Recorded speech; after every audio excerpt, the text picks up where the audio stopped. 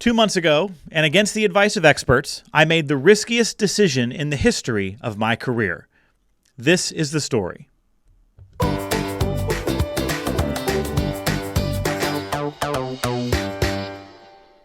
You're listening to BossBetter Now.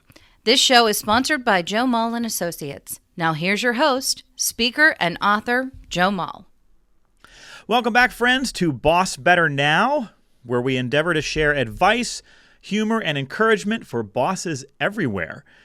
Whether you're joining me today in your car, at your desk, during your workout, or from the ALEXA in your kitchen, I am so glad to be with you wherever you are.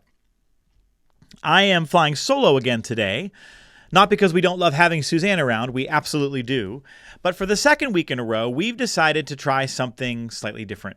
Don't worry, we're going to go back to our regular BossBetter Now format in the next episode. But for this week, we've decided to share a behind-the-scenes story about the big book release we started talking about last week. If you haven't heard, my first new book in 5 years will be released on May 9th, 2023. It's called Employalty: How to Ignite Commitment and Keep Top Talent in the New Age of Work. And it argues that the era of trying to find the best person for the job is over. If we want to find and keep devoted employees in a post-COVID world, we now have to create the best job for the person. The book then provides a simple, clear framework for creating the conditions that lead people to join an organization, stay long-term, and do great work. It's really targeted toward business owners, executives, and leaders who manage people, and it advocates for a more humane employee experience. It is available for pre-order. I guess I have to say that now, and I'm going to have to say that pretty much every week for the next couple of months. You can pre-order it on Amazon, on Barnes & Noble, or over at indiebound.org if you want to support your local independent bookstore. And we've decided that on today's episode, I am going to share with you how the way in which we decided to share this book with the world really came down to a big, scary decision that we made just over 2 months ago. I don't know that I was ever planning on sharing this story publicly with anyone, but that all changed after Boss's Day. If you remember that Boss's Day was in the middle of October, and for Boss's Day, our beloved producer, Jamie, who I've known for many years and who has worked for me now for a couple of years, really gave me just a lovely Boss's Day present. It was the famous Roosevelt quote about daring greatly. Now, this quote was popularized by Brené Brown in her book and in her Netflix special. And if you've heard it, it's sometimes referred to as the man in the arena. And it's Roosevelt talking about how for those who take on challenges, we shouldn't listen to those who are not the ones who step into that arena, that the credit belongs to those who are actually in the arena. And I believe the quote says, whose face is marred by dust and sweat and blood. Basically, we should really not give too much credence to those folks who don't have to tackle the challenges that we tackle, but to embrace the fact that if we choose to go into the world daring greatly, then the credit goes to us. And it's better to live a life of having dared greatly and failed than to have not tried at all. I really kind of just butchered that quote. So if you want to see the whole thing, Google, the man in the arena or the daring greatly Roosevelt quote. I'll be sharing a part of it with you in a few minutes that I have written here in front of me where I won't actually butcher it horrendously. But I digress. Jamie bought me for Boss's Day a framed print of this daring greatly quote. And this was really special because we had just made a decision to dare greatly, to chase something that was scary. And what ended up happening is on my personal Facebook page, I shared a picture of this lovely gift that Jamie got me. And in the caption, I wrote something to the effect of, hey, 2 weeks ago in my business, we made a big, scary decision. And today for Boss's Day, Jamie bought me this lovely gift. And I'm so moved and I'm so grateful, blah, blah, blah. And that actually sounded really dismissive of the lovely gifts, and it's not meant to. I was trying to summarize the Facebook caption. Anyway, we were struck by the number of people who commented on that post, something to the effect of, "Hey, can't wait to hear more so we can support you." There were so many comments of people going, "We're rooting you on," or "Go you." And when people show up in the world and give you love, they express love, they root for you. When they take time out of their busy lives to stop on any number of the various online platforms we all connect with to drop you an encouraging note, that's really special. And so Jamie and I kind of looked at each other and said, maybe we should talk publicly about what's going on and what we're doing. And so that led to this episode. We decided that we were going to share this story with you. And part of that comes down to my core values around transparency and trying to engage in transparency whenever it's possible and wherever it doesn't do harm. I think you all know that that's a key belief that I have around how leaders need to operate. I think you've heard me say on this show that the truth works pretty well most of the time in terms of trying to figure out what to say or how to say something. And so our story begins with me taking just a minute to explain a little bit about the various paths to publishing a book. So if you were to decide today that you wanted to write a book and you went out into the world to try to get that book published, you would discover that there are really three primary ways to publish a book. The first is self-publishing. In this day and age, you could do everything yourself. You can go through some online outlets, including Amazon, and you can write your own book and design your own cover, and where you can hire people to help you with that and then publish it on Amazon. And self-publishing has grown in popularity in recent years. My first book was self-published. Other folks will also sometimes hire people to help them with those parts and pieces.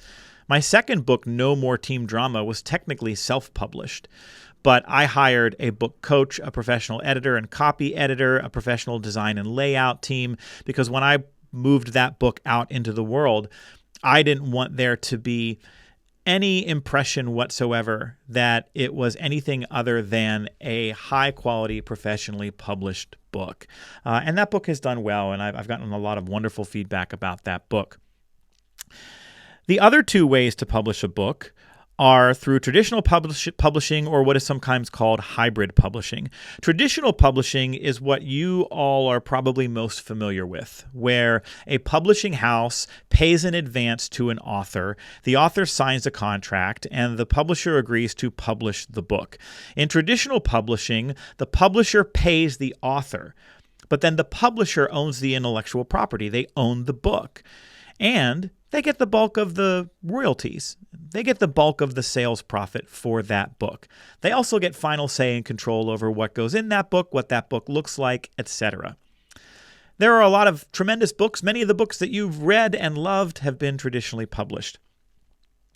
In the last 2 decades, though, there has been a rise of what is called hybrid publishing. I know this goes by some different labels. I have heard it referred to most often as hybrid publishing, so if you are listening to this and have heard it called something else, forgive me for not using your preferred label. Hybrid publishing is where you work with a publishing house, but instead of them paying you, you pay them. You pay them to develop the book and bring the book into the world. You still get all of the international distribution that comes with working with a traditional publisher. You still get all of the expert layout, design, editing, sales, marketing. You get all of that. But I'm paying them because I get to own my intellectual property. I own the book. I get final say over what the book looks like and what goes into the book. And if the book sells, I get more of the sales and royalties than the publisher. So you can kind of hear the difference, right? Traditional publishing, they pay you, they own the book, they keep the proceeds. Hybrid publishing, we pay them, we own the book, we benefit if the book does well. When the time came for me to take employalty from an idea to an actual project. I made the decision that I wanted to work with a hybrid publisher. For many of the reasons that I just limited, but especially because I wanted to level up. I wanted all of the benefits of working with a traditional publisher in terms of distribution. I want any of you to be able to walk into a Barnes & Noble or an independent bookstore and see the book on the shelf. And so when the time came, I looked around at the most reputable hybrid publishers out there and had no hesitation whatsoever in deciding to work with an organization based out of Canada called Page 2 Publishing. I have a handful of friends and colleagues in the speaking and consulting world who have done books with Page 2. They have absolutely raved about the quality of the people there and the quality of the experience working with them. I'd known all along that that's who I wanted to work with. And so for the better part of the past year, I've worked with their team, writing the book, working with the developmental editor, talking about title and cover and positioning and how to bring this book into the world, how to position it in the marketplace in the right way, what time of year it's going to be released. And that was something that I self-funded. And so after funding that, that is a full disclosure, a mid 5 figures investment to take a book into the world that way. The next decision that needs to be made is, once the book is finished, on the size of the print run. You see, when you hybrid publish, not only do you pay to develop the book, but you have to pay to print the book. Every single copy of this book printed in the world, I have paid for first before somebody buys it. Now, the size of the print run is a determination that the author and the publisher make together. The publisher has a whole lot of expertise and a whole lot of information they can throw into the hopper to figure out what the right number is in terms of the print run.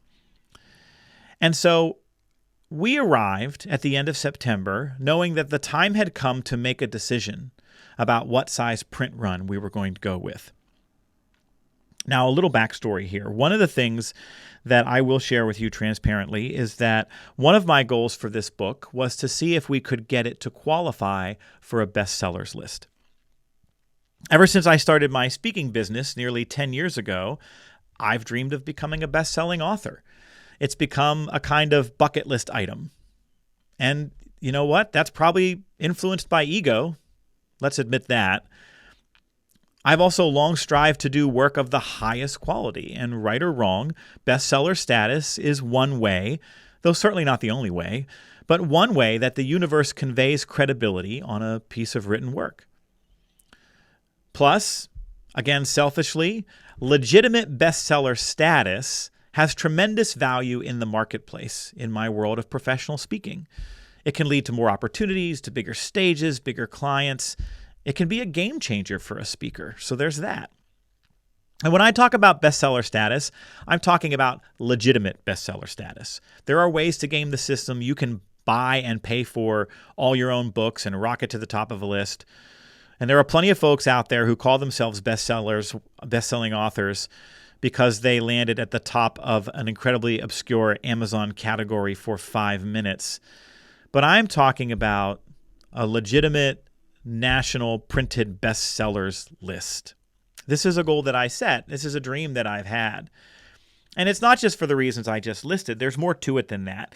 I wanted this book to potentially qualify for a bestsellers list because getting the book noticed at a high level would be another way that I'm accomplishing my mission of filling workplaces with better bosses and reducing suffering for people at work. You heard me talk about the book at the beginning of the episode. It's all about creating a more humane employee experience. And business owners, executives, managers, and employees everywhere all benefit when that happens. Can you imagine the dramatic transformation we could create for people and families and society on the whole if fewer and fewer and fewer people were suffering at work? Think about how many people you know who go to work miserable every day. Think about how many bad bosses there are out there in the world. Think about how many people are underpaid or don't have flexibility or don't experience belonging at work. This book goes right at all of those things. Getting on a bestsellers list only means that more and more people will get their hands on the ideas in the book and maybe act on them. Also, becoming a best-selling author would be a remarkable tribute to my family. And my family has a long legacy of loving literature. My grandmother, my maternal grandmother, who I was very close to, and who has since passed away a couple years ago, she was an aspiring novelist and a published poet. It would really be something for her to have been able to see that I was doing this now at this level. I also grew up with a mother, aunts, and cousins who adored books and who instilled in me a love of reading that has stayed with me my entire life. And I think I've talked about this a little bit on the show. I had difficult formative years in school. I experienced a lot of bullying. I dreaded going to school, and books were an escape. And words were the one thing I was good at. I'm a book person who comes from a long line of book people. And so I know the label is meaningless to some and even derided by others due to the politics behind who ends up on a bestsellers list and why. But for me, earning the label best-selling author would be a really special achievement. Now, this is something that I had communicated to the publisher right from the start. We want to go big with this book. We want this book to make a dent in the universe. We want this book in airports. We want this book in bookstores. We want this book out there in as many places as we can possibly get it, and we're willing to do what it takes to try to make that happen. Now, if you're going to publish a book, you have to have a couple things going for you. First, you've got to have a good book. Now, don't get me wrong. There are plenty of crappy books that have become bestsellers. I'm not judging any one book, but let's not pretend that every book that has ever landed on the bestsellers list was, Tolstoy. So you got to have a good book. The other thing that you have to have is a following. You've got to have a pretty significant digital footprint. And I'm not a celebrity. I have a following. I have an audience who I love working with and just feel so privileged to serve here on this podcast and through our BossBetter email newsletter. But when you look at the size of my following compared to many others, it's really not much. The other thing you need is a little bit of luck. I have seen a lot of authors spend 2 years writing and launching a book only to have their whole launch derailed by some kind of massive weather event or tragedy or global pandemic the month of their launch. So a lot of things have to go right. And the publisher knows all of that. They look at all of that. Does this person have a following? What kind of bulk sales are going to be done? What kind of social media following do they have? How many speaking engagements? Is there a built-in audience of people who are going to run out and buy this book? And if so, how many? And so they take all of that into consideration when the time comes to make their recommendation for the print run. We were expecting an email from them right around the first week of October, and sure enough, it arrived on schedule. And by the time I got to the end of the email, I felt completely deflated. I knew there was a chance that this would be the recommendation. I knew that these experts at the publisher, these folks who have forgotten more about the world of book publishing than I'll ever know, would confirm that the chances of my new book becoming a bestseller were so minuscule that the financial risks brought on by trying to achieve it made it something I shouldn't even consider trying. In their email, their message was detailed but succinct. Their team had considered a number of factors relative to the size of the print run I should fund for the book's launch, and they had 2 options to lay out for me. Option 1 was the bestseller campaign. They explained that to have any chance of qualifying for bestseller status, I would need to fund a 15,000 book print run minimum to signal to trade reps and stores to order in the book. I would also need to fund what's called trade optimization, which ensures the book is listed in buyers' catalogs and appears as a suggested title on retailer websites. You know how when you go on to Amazon and you look up a book and at the bottom it says, if you like this book, you might like this book. All of that has to be enabled and paid for. That's not all. Bestsellers need PR hits from major media to put them on the radar of the people who set the bestseller lists. Would it shock you to learn that bestseller lists aren't based on sales alone? It shocked me. It turns out it's a bit of a popularity contest. There have been plenty of people who have sold piles of books, but because they weren't that well known or they weren't out there in media getting coverage, they didn't land on the list.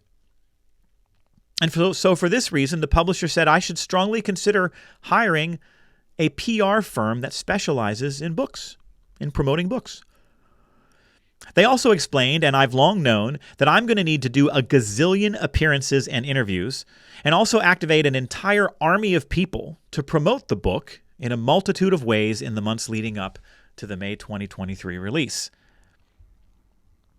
When you add all of this to my costs for the print run, producing the audiobook, the digital and analog promotional assets we'll have to mail out, postage for those mailings, warehousing the books, and the staff and support people who have to work behind the scenes to manage all the social media and the podcast interviews and the outreach and the bulk orders, you put all that together, it becomes pretty clear. Chasing bestseller status is going to require a six-figure investment. Now, option 2, they explained, would be an initial print run of 7,500 books. This approach would prevent an excessive initial outlay on my part, but the smaller print run would signal to trade reps and retailers that the book would likely not do substantial sales at launch. And as a result, these buyers and these retailers will order in fewer books and give the launch little to no attention. So a print run of this size all but disqualifies a book from any chance at early bestseller status. However, this option would let me off the hook from many of those additional expenses I just listed in option 1. After their team met to examine all the various factors involved in my upcoming book launch, they sent this email outlining these options and making a recommendation. They suggested my best course of action would be to avoid chasing bestseller status with option 1 and to instead move forward with option 2. Now, to their credit, they promised me they were behind me 100%, whichever direction I decided to go. But their recommendation was clear. In the email, they said, bestseller campaigns are notoriously expensive and difficult to achieve. We would be remiss to not let you know of our reservations, which are based on experience and a deep knowledge of the publishing sphere. I understood where they were coming from. I'm not a known figure with a significant following. If I overshoot at the start, it could be a costly failure. I could do a print run of 15,000 books, only sell 2,000 books, and then spend years having to pay to warehouse 13,000 books. Of course, after reading the email, I admit I felt defeated. And part of that is because I put a lot of emphasis on the opinions of experts, as you know, if you've listened to this show for a while. And here the experts were, rendering their verdict. Bestseller status is not going to happen for you, Joe. By the way, if you don't know, all pre-order sales count as part of a book's first week sales. So an author's best chance to land on a bestsellers list is usually their launch week, after months of build-up and pre-orders. And while there's a chance that my book could achieve bestseller status well after its release, if it catches fire and builds up a cult-like following, my greatest chance to do the sales volume needed for bestseller status is actually in the pre-launch period. So I got their email, I read it, I felt defeated, and I replied and said, I want to sit with their recommendation for a few days before making my decision. I spent a day just being down. When somebody tells you that something you're gunning for is probably out of reach, it takes a little bit of time to swallow that down. But then, as I sat with the publisher's recommendation, something silly happened. I kept picturing those cheesy motivational quote posters. You know the ones. Shoot for the moon. Even if you miss, you'll land among the stars. I also kept thinking about that famous Wayne Gretzky quote. Wayne Gretzky famously said, you miss 100% of the shots you don't take. As shallow as these quotes can sound at times, I realized my mind kept coming back to them for a reason. There were some important points to consider buried in those quotes. For example, even if option 1 didn't result in bestseller status, I could still land among the stars. The work we would do to promote the book could still have a tremendous impact on my business and on the reach and the success of the book. And Wayne Gretzky is right. Was I really going to produce what I think is my finest piece of work to date and then not give the book every opportunity to become something special? Once I pushed past pithy quotes and kind of surface level thinking, I pulled my team here at work together and we went to work. We did several types of financial analysis and projections. We said, okay, if we choose option 1 and we fall way short, can we weather it financially? Also, remember, more promotion of the book means less time for client work. So we're spending more while earning less, right? If the book crashes and burns, it could be a financial disaster.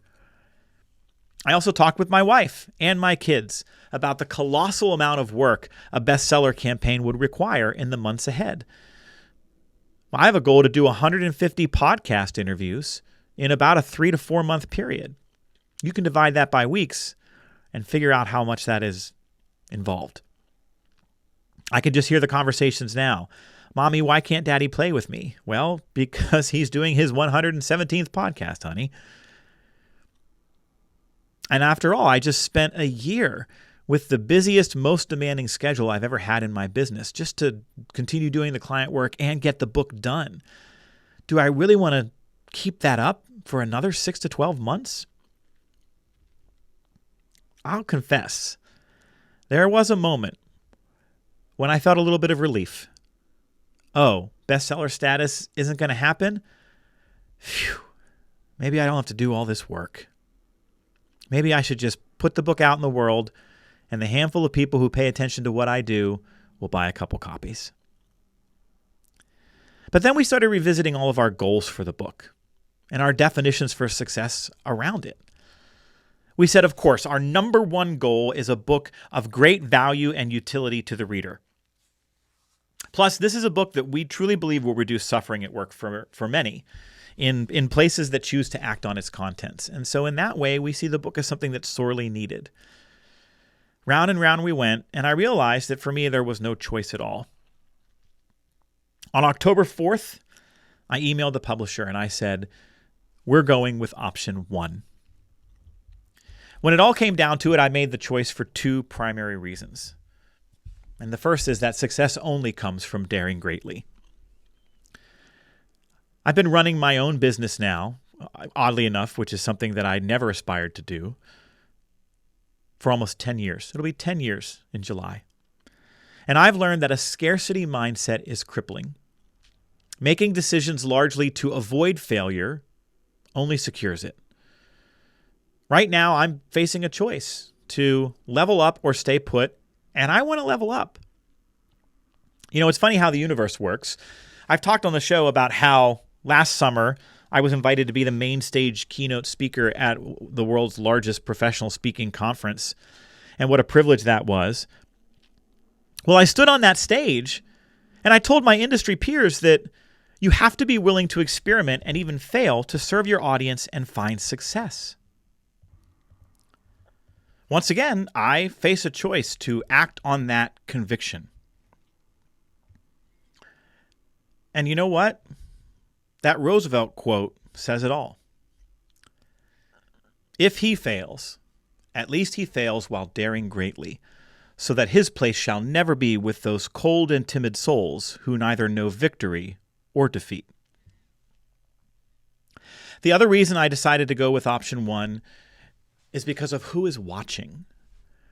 I've talked about my kids a lot on the show, and I am very aware that the choices I make now will inform the choices that they make as they move through their lives.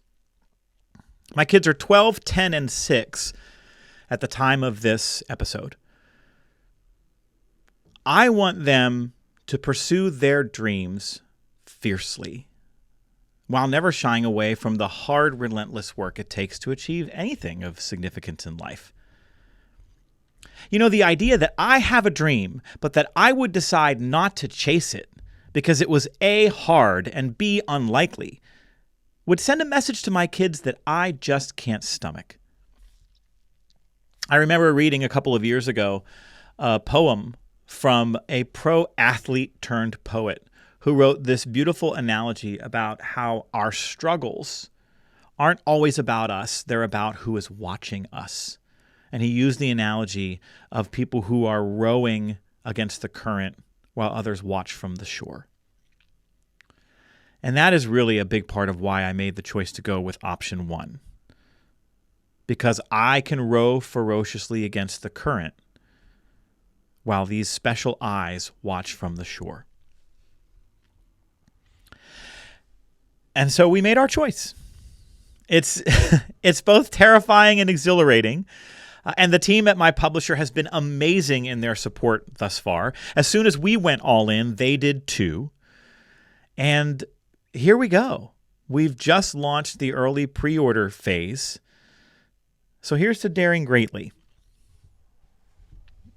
I hope you don't mind me sharing this with you. As I said, I did it because I believe in transparency, but also maybe you'll find some motivation in the story. I know that I am always inspired by stories of people who step up and step out to chase their dreams, so maybe this episode gives you a similar boost. I hope so. And I guess I'm also sharing this story because I need your help. As I said, I need to activate an army of people. I need people pre-ordering the book and sharing it on social media and liking and commenting on all the things that we post. I need people leaving reviews. I need people who host podcasts or who have email newsletters inviting me on to talk about these ideas of a more humane employee experience and promoting the release of the book. In short, I need to build a hype squad. So that's my ask. If you'd be willing to champion this book out in the world in the months ahead, will you join my hype squad? If so, I've set up a little form at jmbookhelp.com, and you can add your name to my list there. JM, as in Joe Mull, jmbookhelp.com. It's a private list of a handful of people who are volunteering to spotlight this book in the world, and who will periodically get updates from me on how it's doing and what's happening with it behind the scenes. And so if you want to be on my hype squad, if you would be willing to be on my hype squad, just go to jmbookhelp.com. And of course, as we said earlier, if you would be so inclined, early pre-orders are tremendously important. They also signal to retailers whether they should pay attention to the book. And so we're doing two things right now to really try to jumpstart early pre-orders. We're starting to talk about the book quite early, a few months before it's released. And so you can go to Amazon or Barnes & Noble or indiebound.org and order the book. Amazon and Barnes & Noble are the two most important retailers that are watched for early sales. The second thing is that we have created a book club kit. We know that a lot of organizations in the past have used some of my books for book clubs, for group study, buying a copy for all of their managers, and then maybe periodically talking about it for a few minutes at weekly management meetings or monthly management meetings. And so we've created a book club kit. If you pre-order 10 copies or more in the month of December or January, we will send you the book club kit for free. It has a kickoff video from me. It has a robust discussion guide to help you lead your book club.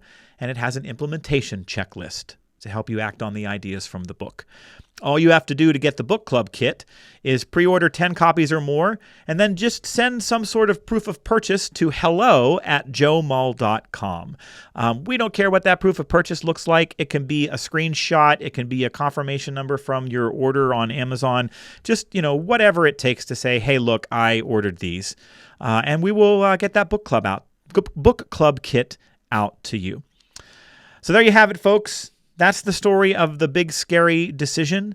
I am so excited to go on this journey with you, and not just to see what this book can become and selfishly do for me, but more importantly, to see what it will do for you. I have absolute conviction around the ideas in this book. we have known for a long, long time what leads people to want to be a part of an organization, to want to go to work and deploy their effort and invest themselves emotionally. We have really smart people out there in the world who have studied these things for decades. We just haven't done a very good job of putting it all into one place and giving leaders a clear, simple framework to help them know what to do to create those conditions. That's what I set out to do. I think we've done it, and I think it'll be of great use to you. So check out Employalty, How to Ignite Commitment and Keep Top Talent in the New Age of Work. And thanks for listening to my story today. I would love to hear from you. I would love to hear your thoughts or comments or reactions, good, bad, indifferent, anywhere in between. Whatever your thoughts are, having heard this story, I would love to hear them. You know, a podcast can be not a very reciprocal experience. I'm a professional speaker. I'm used to being on stages. If I crack a joke, I know whether or not it worked pretty quick. If I'm saying something that is useful or significant, I know pretty quick because people are nodding or making eye contact or writing it down. But when you do a podcast, you sit in a room by yourself and you talk into a microphone and nobody else is there. It's one of the reasons I love having Suzanne with me. I benefit so much from her insight and just so enjoy having somebody to talk to. But, you know, this isn't a very reciprocal experience. And so I would love to hear from you. If you have ideas, thoughts, comments, shoot an email to bossbetternow@gmail.com. Thanks for listening, and thanks for all that you do to take care of so many.